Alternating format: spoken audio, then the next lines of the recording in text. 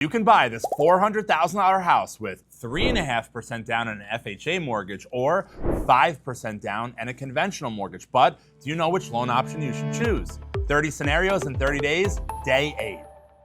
If you're a first-time home buyer and you don't know the differences of an FHA versus a conventional mortgage, you're probably not that serious about buying. But if you are, follow along as I'm going to show you the differences of the two scenarios showcasing an FHA versus a conventional mortgage.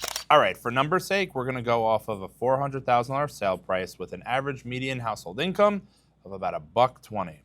So if we're going to showcase an FHA versus a conventional, here are some of the cool similarities and differences. So FHA, we're going to go off of a 3.5% down payment, conventional 5%. Now FHA typically has a lower interest rate. So in this case, let's go off of a 6.0% interest rate, 7% APR. And on a conventional loan, let's go off of a 6.5% rate with a 6.75% APR. So on an FHA mortgage, let's roughly do a $2,400 a month mortgage payment. But in this case, for a conventional mortgage, you're going to run about $2,600 a month, even with a little bit higher of a down payment.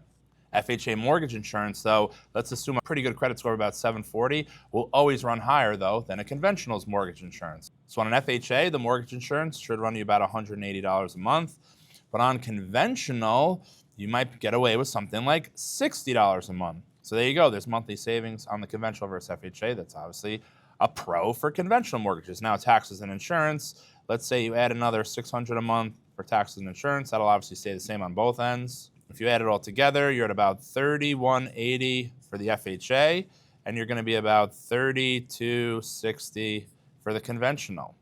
So in this case, as you can see, the FHA mortgage, even with conventional mortgage with the PMI falling off after you get 20% equity, is actually less out of pocket and a little bit cheaper. And then the play is, of course, if the rates fall, you would do a refinance into a conventional mortgage, get yourself a lower rate, but day one, FHA may make the most sense.